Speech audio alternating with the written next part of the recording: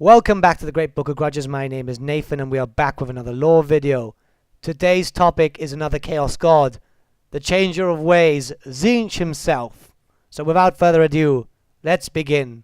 Tzeentch is one of the four main Chaos Gods. He is also known as the Raven God, the Changer of Ways, and the Great Conspirator. He is the Chaos God of magic, change, evolution, destiny, lies, and trickery. In truth, Tzeentch is more closely associated with sorcery and magic than the other Chaos Gods. It is said that Tzeentch knows the fate of everything, and all events transpire according to some great plan beyond mortal reckoning. It is also because of this that his followers tend to be fanatical sorcerers, as they wish to know as much as their master knows. All Chaos Gods derive their power from essential and driving aspects of mortal nature. In Tzeentch's case, this is the will and desire for change, for he is the Lord of Change. For he is change, said to embody every mortal creature's recognition of and desire for and to change. His face and form shifts and turns from eternity unto eternity. Tzeentch is often visualized by his mortal followers as the serpent that writhes and twists to represent constant change, or as a large bird with feathers of ever-changing color. Tzeentch is known as perhaps the most maddening and enigmatic of all the ruinous powers.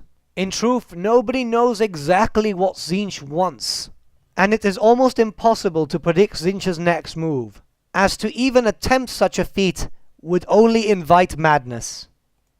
The god of magic favors the cunning over the strong, the manipulative over the violent. He directs the fates of mortals and guides them down their paths in his schemes, though they often do not know that they were even players in his dark games. Some scholars see Tzeentch as more of a politician than an actual god, for he works mainly in the shadows and rarely shows himself. Interestingly enough, there is a story about Tzeentch.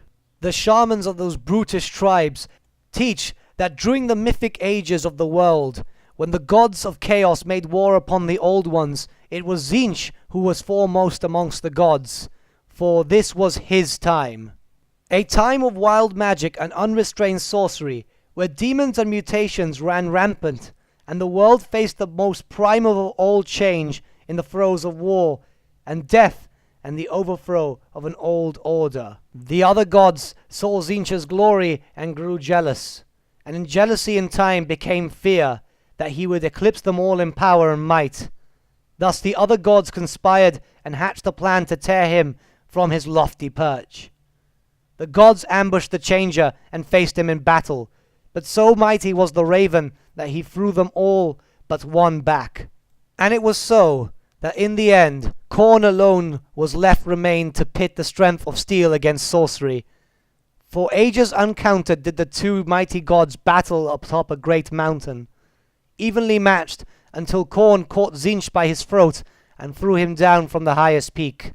Where the Great Conspirator fell, his form was shattered into 10,000 pieces that flew across eternity, each shard metamorphosing into an incantation of magical power, thus becoming the spells that trip from the tongues of arcane practitioners to this day.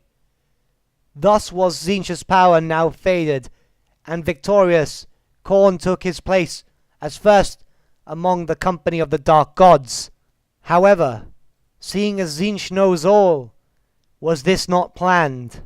For a god who supposedly knew all to be bested, yet his form being turned into the spells used by mortals and immortals alike in the coming ages, would this not be part of the plan? For if shards of his being became the spells that are used today, which are used so often by so many, is he still not the strongest Chaos God? This will make more sense now when we talk about his followers. Many worshippers of Tzeentch, if not all, are sorcerers. They wield what became of his body, his shards. Scholars and other educated elites who desire unearthly knowledge and power are often drawn to the service of Tzeentch. The cults of Tzeentch are widely spread across the whole of the old world. For anyone who desires knowledge will draw the interest of Tzeentch at one point or another. And all champions of Tzeentch become at least powerful wizards that learn to use the winds of magic. And with that, my friends, we have come to the end of our lore video. There will be a lore video regarding Tzeentch's demons and his followers in a much more in-detailed video. However, I wanted to split them up, as it's going to be quite a large series. So thank you so much for watching, and until next time, adios.